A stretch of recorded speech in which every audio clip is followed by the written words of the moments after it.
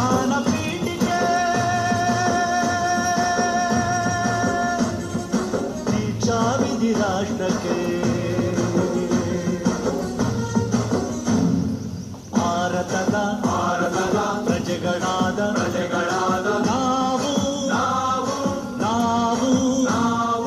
ಭಾರತದ ಪ್ರಜೆಗಳಾದ ನಾವು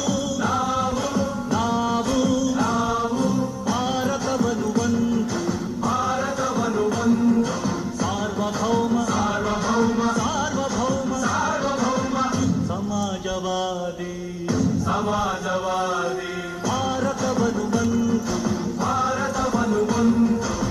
ಜಾತ್ಯತೀತ ಪ್ರಜಾಸತ್ತಾತ್ಮಕ ಗಣರಾಜ್ಯವನ್ನಾಗಿ ರೂಪಿಸುವುದಕ್ಕಾಗಿ ಭಾರತೀಯರೆಲ್ಲರಿಗೂ ಸಾಮಾಜಿಕ ಆರ್ಥಿಕ ಮತ್ತು ರಾಜಕೀಯ ನ್ಯಾಯವನ್ನು ವಿಚಾರ ಅಭಿವ್ಯಕ್ತಿ ನಂಬಿಕೆ ಧರ್ಮ ಮತ್ತು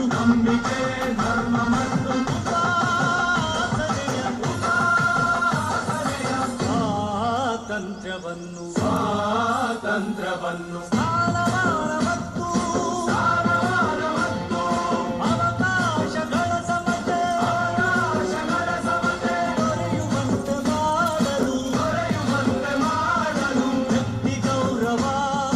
ದೇಶದ ಏಕತೆ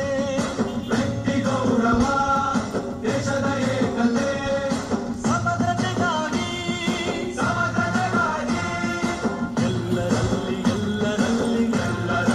ಎಲ್ಲರಲ್ಲಿ ಭ್ರಾತೃತ್ವ ಭಾವವನ್ನು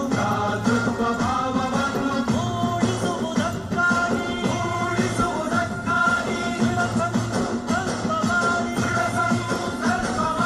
ನಮ್ಮ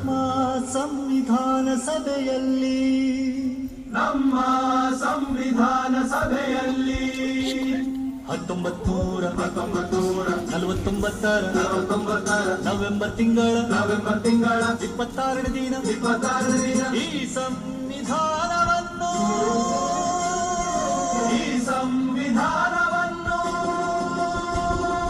ನಮಗೆ ನಾವೇ ಅರ್ಪಿಸಿಕೊಂಡು